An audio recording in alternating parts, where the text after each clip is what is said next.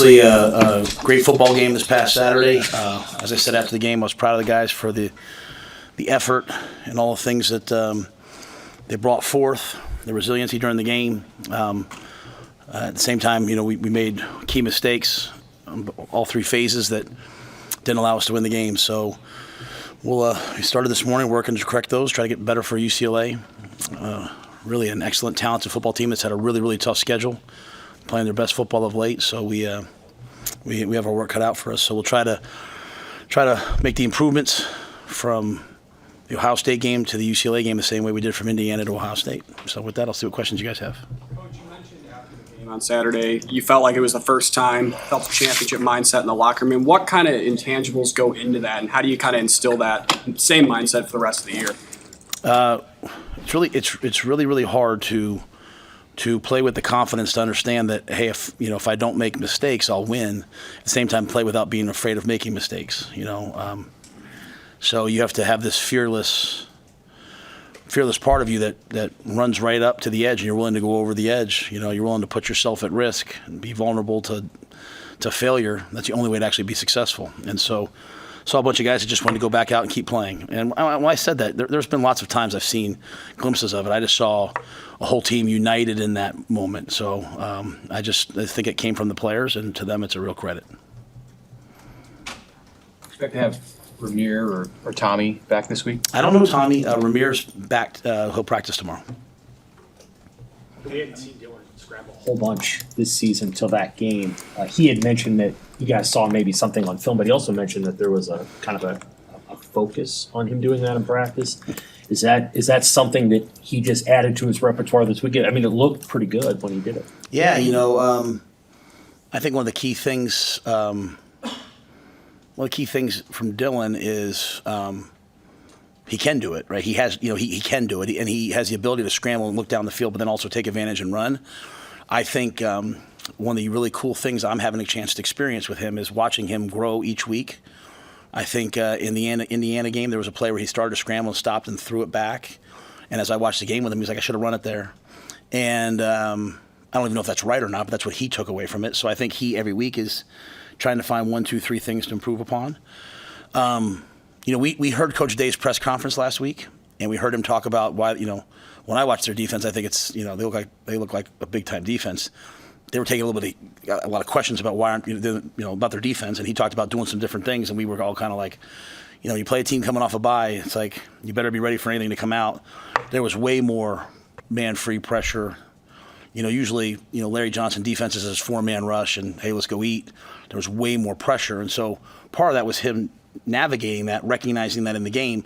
But when you bring man-free pressure, if you pick them all up, there's no one for the quarterback. And so he got out and he took off and ran. And, to me, it's like Dylan's got like an algorithm in his brain. And so every time you add something to it, it's like, hey, I can do this against this.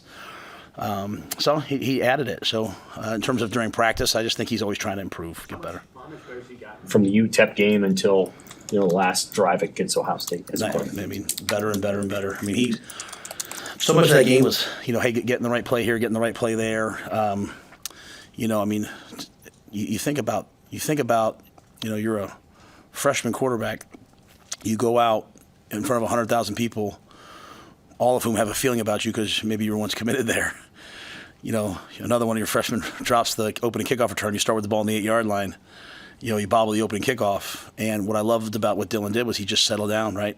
He gave us chances. If you go back over the last 4 games and you calculate in all the defensive pass interference yardage we've gotten because we throw so many go balls, that would add into kind of what he's done passing game wise. But I think the things that he sees, the things that he's improving upon, this is there's no better teacher than experience. I think he's getting a ton of experience, and they threw a lot of things at him this week. Rutgers threw a lot of things at him. They threw a lot of things at him this week, though, more than he's seen in the past. And I thought he adjusted and handled it really well.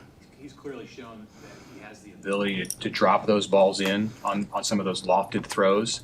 On the couple that, at least the one to Banks that he missed, what kind of discussions have you had with him, or have you heard him have in being able to hit those, and what leads to that being fixing that? Yeah, I think when you look at that, you're talking about the play, the wheel route down the sideline, the rub route down the sideline. I think that was a play, and he could probably speak to it better tomorrow. I think that was a play where, they're bringing all that pressure, like they're bearing down on you. The Wolves are at the door, because he came out, he saw 3-over-3 man, he recognized the leverage, he checked to that. That wasn't a call. That's an option he has. He checked to it, and I think he just sped up and said, "Hey, I got it," and let it rip, and so just missed the throw. So part of this teaching is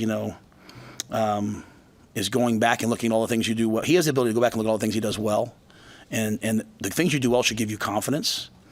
The things you don't do well, that's what spurs you forward. And so, he missed that throw, and then just kind of like a why. Like, hey, why did you miss it? Was it bad mechanics?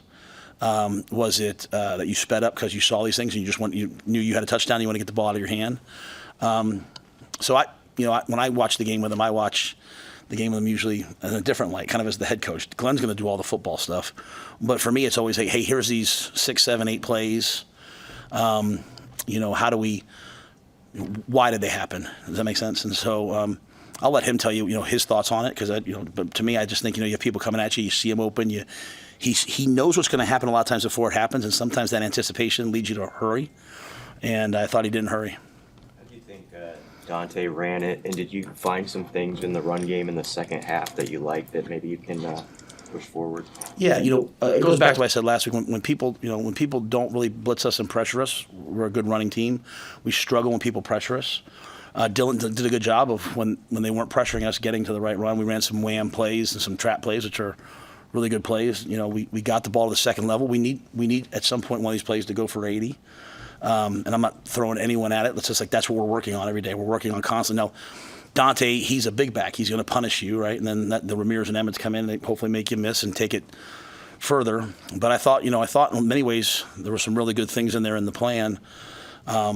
And then part of it is then when they do pressure you, you're throwing those fades, you're throwing those go balls, you're trying to take advantage of man coverage, hoping to hit them. And we hit some. We got some pass interference that extended drives on others. Matt, you received a statement back from the Big Ten on an officiating call on the Emmett Johnson run. I mean, just what were your conversations like with the league and Troy with the league just over the last 24 hours?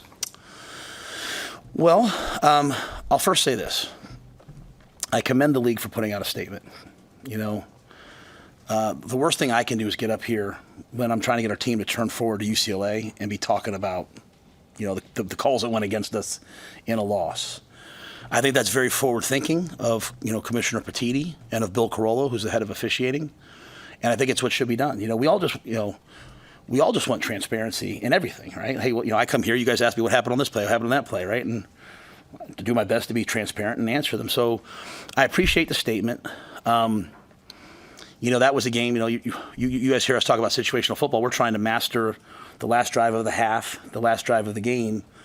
When you have one timeout and you think it's a spot, it just makes it hard to coach, right? So that was difficult, and they addressed it. And that's really all I want. I will say this, I think one of the hardest jobs in the world right now is to be an official.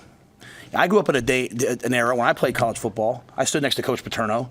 The officials went out there. They had their whistles. They threw their flags. There weren't 52 camera angles because every game's on, national TV. There weren't, they threw the flag and you live with it, right? And, Coach Paterno would yell at the officials and, just kind of that's how the football was. And now, now you in a world where, now we have instant replay. And the first instant replay was, to overturn the egregious stuff. And now it's more, now we can fix things. Like last week there was 3 seconds on the clock and all of a sudden, now there was 6 seconds against Indiana. So now as an official, when I'm calling the game on controversial calls as if, well, what happens if it does get overturned? So they go with, if it's close to being a fumble, they think the guy's down. They might, they're kind of instructed to call it a fumble so that the play continues and then replay can overturn it. But replay, if it's close, we'll go with the call that stood, which even though that might not be what the official thought. So the amount of things that must be in those guys' heads, God bless them, and then there are 100,000 people and they're running backwards trying to say, is it DPI, is it OPI, right? Now, it used to be the officials have to go over and talk to each other. Now they have a microphone and they're talking to each other during the game and they're confirming things. And it just, I feel for them, so I'm never going to get up here and complain about judgment calls. That's not my thing. I've been upset, or I've talked about really replay. Like last year we had 3 replays that the next day they said, hey, replay was wrong. that's hard for me, right? And it used to be replay was in your own building. You'd see the replay official before the game. He was going to go up and make the call. Now replay goes off to a central site somewhere, and it's probably the best system in the world. I just, I advocate for the players. I advocate for the coaches. I'm also going to advocate for the 8 guys out there calling the game. I'm going to sit there and give them my opinion at times. I never cross the line. I do want to say this because my daughters and, I want every person in Norfolk and Tacoma and everywhere in the state. Both times I've gotten a flag this year, the next day they said never should have been a flag.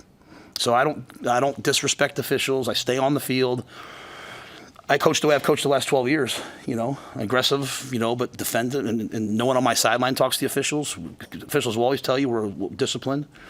So I appreciate the statement, but I do want to say it must be really hard to be out there making those calls. And there was a really controversial OPI in the Ohio State-Oregon game, right?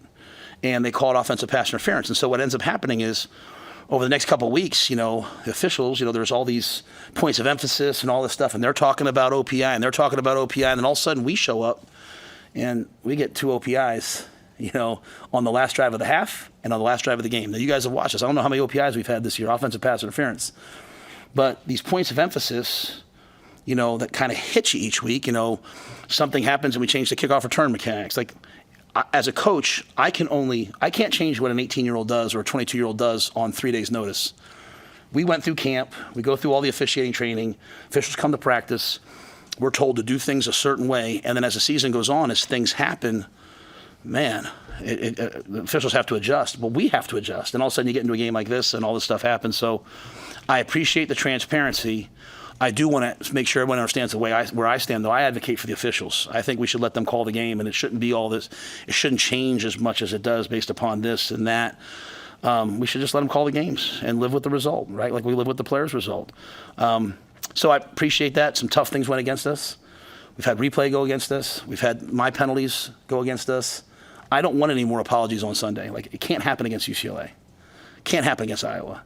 These things can't happen moving forward. And so I'm very forward thinking. I appreciate, Bill. I appreciate Tony. I appreciate Troy. I appreciate everybody. But it can't keep happening to us. It needs to be fair. And that's not about the guys making judgment calls. They got a tough job. I just want to tell us what the rules are, and we'll kind of go from there. And so that's my take. I hope it's okay that I say that. But we're not going to sit here and whine about whether it was a hold or not. During the game, I'm going to yell when they false started. I yelled, "Hey, that's a false start!" Like that's a not hold, no hold. That's a false start. But then the play's over. We play the next play, and we got to play better. Before we can worry about the officials, we need to worry about ourselves.